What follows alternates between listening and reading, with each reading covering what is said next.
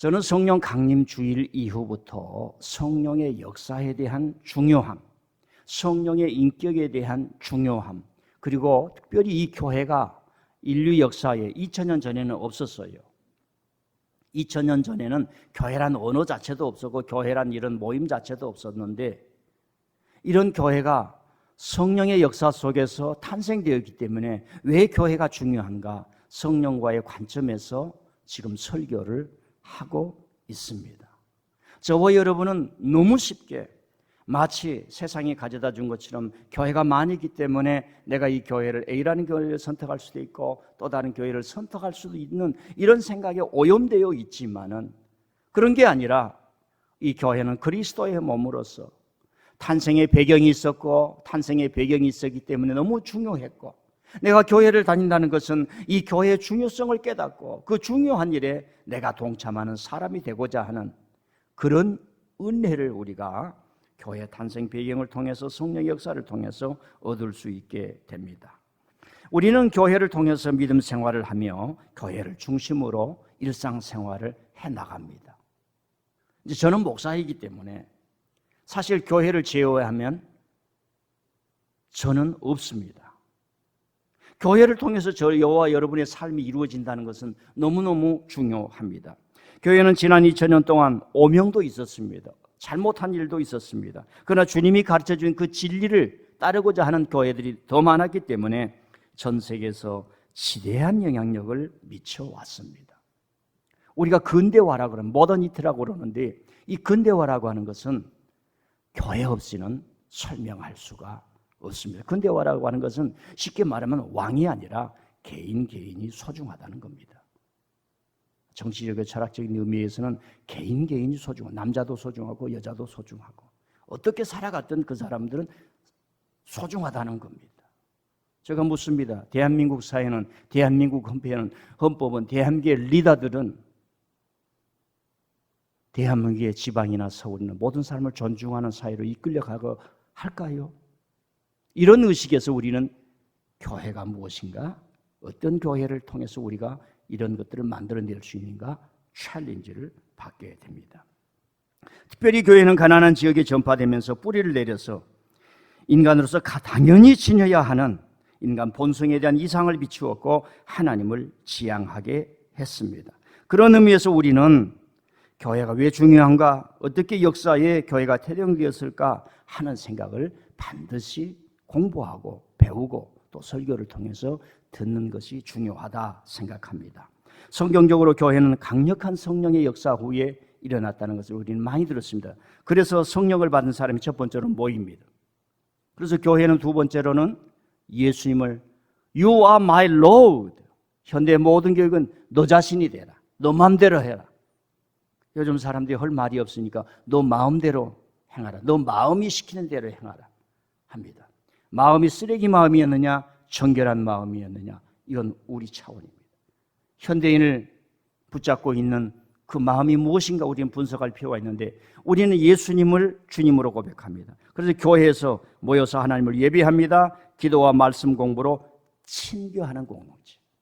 우리는 학교가 아닙니다. 하나님의 말씀을 배워가면서 하나님이 이런 일을 행하셨구나, 아하, 나는 그저 예배만 딱 드리고 왔는데 성경을 공부하다 보니까 이런 위대한 역사가 일어났네, 이런 위대한 역사에 감동받았던 사람들이 하나님의 일꾼이 되었네. 그래서 거대한 벽과도 같고 산과도 같은 물릴 수 없는 세력들도 하나님의 사랑의 말씀에 의해서 모세처럼 제국을 무너뜨렸구나, 이런 것을 배우게 됩니다. 말씀을 공부하고 친교하는 공동체를 만들고, 마지막으로는 하나님의 섭리와 구원을 사랑을 통해서 전파하고 선교하는 일을 함으로 교회가 세워지고 교회가 지속이 되었던 겁니다. 이렇게 태동한 교회는 당시에 너무 급박하고 급진적이었습니다. 전통적 제사 종교였던 유대교 입장에서 도저히 곱게 봐줄 수가 없었습니다. 그때 당시 교회가 태동할 때 2000년 전 교회는 완벽한, 요즘 말로 말하면 진보였습니다. 있어서는 안 될 단체나 모임으로 전통 종교가 규정을 했던 겁니다. 그 이유는 첫 번째로 제사장 중심이 아니라 성령의 감동 속에서, 영감 속에서 예수님의 가르침을 가장 중시했던 거예요.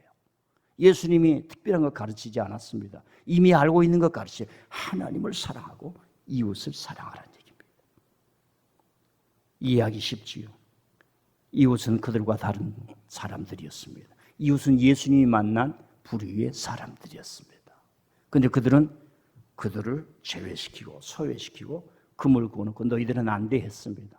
저와 여러분 오늘 기독교인들, 오늘과 이 이념의 이 중시의 사회에 살고 있는 우리들 신앙 속에서도 너무나 많은 금이 그어져 있습니다.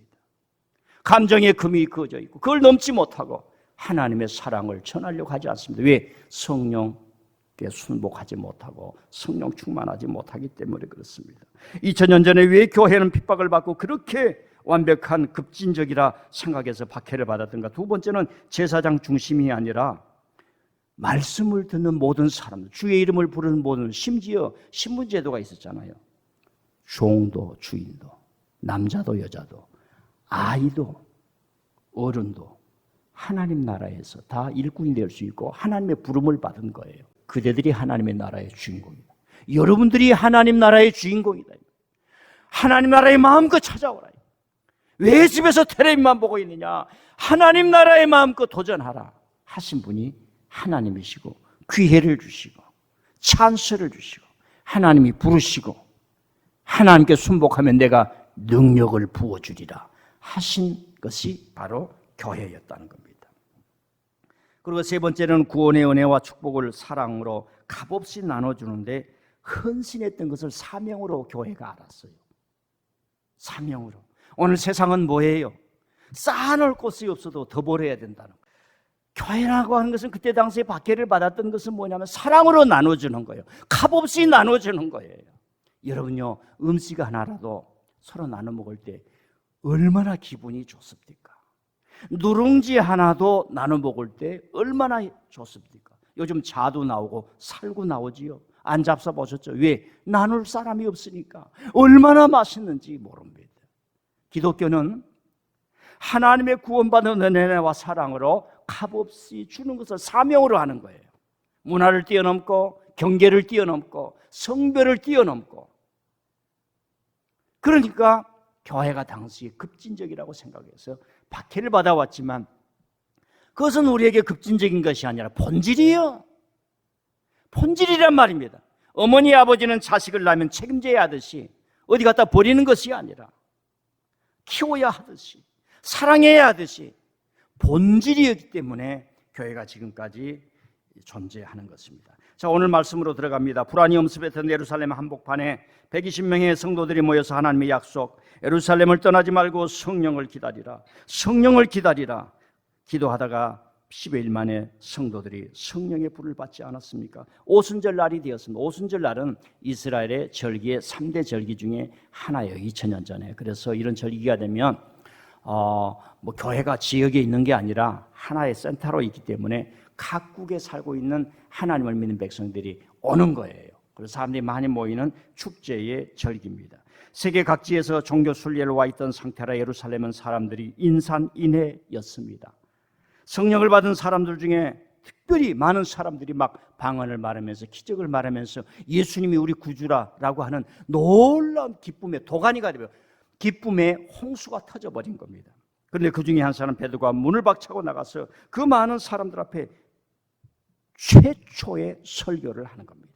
여러분들은 매주일마다 새벽기도마다 목사님의 설교를 듣지만은 오늘 우리가 읽은 이 베드로의 최초의 설교를 듣게 됩니다. 유대인들아, 예루살렘에 사는 모든 사람들아, 귀를 기울이십시오. 그대들이 우리를 향하여 새술이 취했다 하나 지금 9시인데 어찌 술을 먹었다 하겠습니까? 우리가 이렇게 된 것은 그대들도 아는 바 하나님의 요엘 선자에게 말씀하신 것이 이루어졌기 때문입니다. 말세에 내가 내 영을 내 남종과 내 여종에게 부어줄 것인데, 모든 육체에 부어줄 것인데, 젊은이들은 환상을 보고 자녀들은 예언할 것이며 늙은이들은 꿈을 꿀 것입니다. 꿈이나 예언이나 환상이나 다 똑같은 말이에요. 모든 사람이라는 얘기예요. 제사장이 아닙니다. 특별한 사람이 아닙니다. 지금 성령이 오시고 말세에 모든 육체에 부어줄 성령이 오시면 모든 사람들이 하나님 나라에 대해서 꿈을 꾸고 자기 삶에 대해서 꿈을 꾸고 로마의 지배 타락한 종교 시대 속에서 새로운 세상을 갈망하며 살 것이라 이 말씀을 전한 겁니다. 남종과 여종에게도 부어줄 것인데 그들이 예언할 것이다. 남종과 여종 생각이 듭니까? 여러분, 가치 없는 사람들, 인간으로 취급받을 수 없는 종들도 성령을 받는다 이 말이에요. 하나님 나라에 초대된다. 사회적 신분증은, 라이센스는 종이겠지만, 둘로스라고 하는 종이겠지만은 하나님께서는 하나님의 일을 하는 사람이다. 환상을 보고 예언을 할 것이다. 하늘로부터 이사와 기적이 일어날 것이요 심판이 이를 텐데 누구든지 주의 이름을 부른 자는 구원을 얻을 것입니다. 이 최초의 설교를 하게 되는 거예요. 어느가 다른 곳에서 살았던 각국에서 온 사람들이 지금 베드로가 아람말로 설교를 합니다. 근데 헬라 지역에서 온 사람들은 아람말을 몰라요. 그런데 이게 통하는 거야. 각국에서 온 사람들이 베드로가 설교를 하는데 자기들 말로 이해가 돼버리는 거예요. 놀라운 일이에요. 놀라운. 여러분들이 일주일 동안 내내 성경을 좀 읽고 하나님 아버지 오늘 예배에 가서 말씀을 듣고자 합니다. 그러면 목사님의 스피치, 보이스가 들리는 게 아니라 하나님의 말씀, God's word, God's speaking, 하나님의 말씀이 여러분의 심령에 들립니다.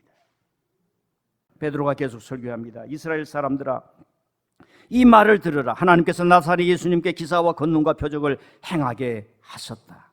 너희들도 아는 바라. 그들이 율법이 없는 자 이방인의 손을 빌려 그 예수님을, 그 하나님의 아들을 못 박아 죽였지 않느냐. 그러나 그는 사망에 매여 있을 수 없었더라다.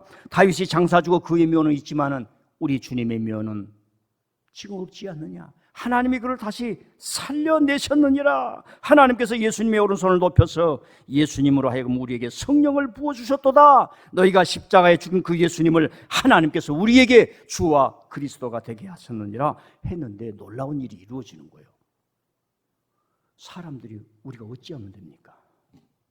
막 기회가 없는 거예요. 이게 지금 마지막 기회라고 하는 거예요. 저 설교를 언제 들어보겠느냐. 우리가 고향으로 들어가 보면 끝난다. 성령의 역사, 우리가 어찌할꼬 이 말은 사는 길이 뭐요? 사는 길이 뭐요? 우리가 잘 되는 길을 가르쳐줘요. 부자 되고 아파트 얻고 뭐 사는 그런 게 아니라 정말 하나님 안에서 잘 되는 길, 사는 길, 생명의 길, 하나님의 축복의 길, 세상의 축복이 아니라 그 길을 가르쳐 주십시오.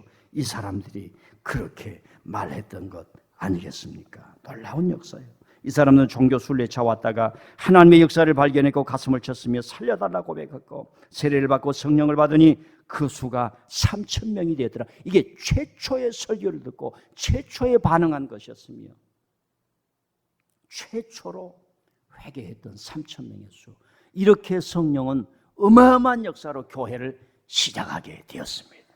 말구유에서 예수님이 태어나신 이후에 30년이 지나면서 세상 역사를 뒤집을 수 있는, 변화시킬 수 있는, 충격을 줄 수 있는 임팩트를 강한 교회가 이렇게 탄생이 되었던 겁니다. 여기서 우리는 질문합니다. 왜 베드로는 어떻게, 그때 당시에는 이 설교라는 게 없어요. 물론 예수님이 그런 말씀하셨지만 설교라는 것 자체가 없었어요. 그리고 왜 베드로였을까? 왜 다른 사람이 아니었을까? 이 질문을 해봅니다.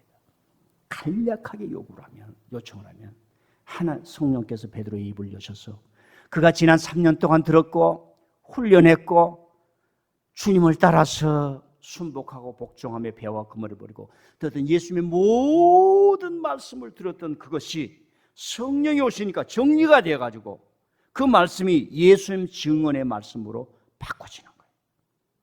여러분들이 학교에 가서 여러 가지 것을 배울 수 있습니다. 인생에서 여러 가지 것을 배울 수가 있습니다. 얻을 수가 있습니다. 돈도 얻을 수가 있습니다. 그런데 뭐예요? 성령이 오시면 그것이 다 예수님 증언으로 바꾸어지는 줄 믿습니다. 여기서 설교자가 중요하다는 걸 알아야 돼요. 이 베드로라는 설교자 때문에 교회가 탄생되는데 어마어마한 영향을 미치는 겁니다. 제가 오늘 말미로 설교와 설교자가 왜 중요한가? 교회는 왜 설교자를 배출해야 되는가? 이 말로 가름을 하려고 합니다. 성령이 하신 일이 수많은 사람들이 기도원에 모아놓고 개인적으로 은사 받으세요 이렇게 얘기를 하는데 성경은 좀 달라요. 성령 받기 전에 예수님 앞에 철저하게 훈련받는 거예요. 말씀의 훈련을 받습니다. 주님께 따라와서 목숨과 모든 것을 예수님께 맡겨놓고 훈련을 받게 했어요. 그런데 그 모든 것들이 성령이 연결시키고 정리하게 하고 부어주시고 영감 있고 능력 받고 권능 받게 해서 그의 입을 열어 그의 삶을 열어 설교자가 되게 한 거예요. 그래서 교회가 탄생되는데 성도들이 주님의 믿는 공동체가 되는데 어마어마한 역할을 했다는 것입니다. 두 가지를 제시합니다. 성경적이며 신학적 훈련을 통해 바로 세워진 설교자가 중요하다는 겁니다. 이렇게 교육만 받는다고 설교자가 되는 게 아니라 하나님의 내적 부름을 받고 일생 동안 하나님의 종으로 내적 소명을 이루어야 설교자가 될 수 있습니다. 모든 강단에 선 사람이 내적 소망을 가졌어요. 그러나 그걸 가지고 일생을 지키기까지는 쉬운 길이 아니에요. 베드로는 그 일을 했던 겁니다. 그래서 우리는 베드로를 사람을 살리는 말씀의 증언자, 설교자라고 말할 수 있는 거예요. 두 번째로는 여러분들과 우리 한국교회가 설교자를 만들어내야 돼요.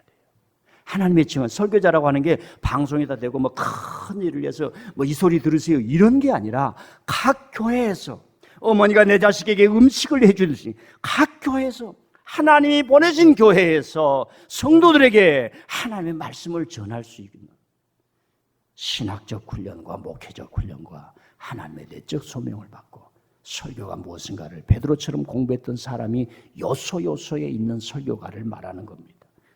하나님의 말씀을 전할 수 있는 설교자를 배출하고 설교자를 세우고 베드로가 설교자가 될 수 있었던 것은 어찌할꼬 사는 길을 가르쳐 주십시오. 성도들이 반응하고 그 말씀에 순복하고 그 말씀을 따르는 성도들이었기 때문에 그 이후에 사도들의 가르침을 받아 교제하고 떡을 떼며 오로지 기도하는 일들을 교회가 해 나가기 때문에 교회가 된 거예요.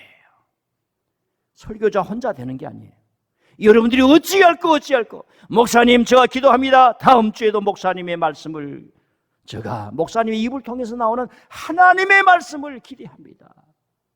일주일 동안의 저의 기도는 그렇습니다. 하나님 아버지 다음 주에 가서 말씀을 들을 때 목사님의 보이스가 아니라 스피치가 아니라 하나님의 말씀을 듣기를 원합니다.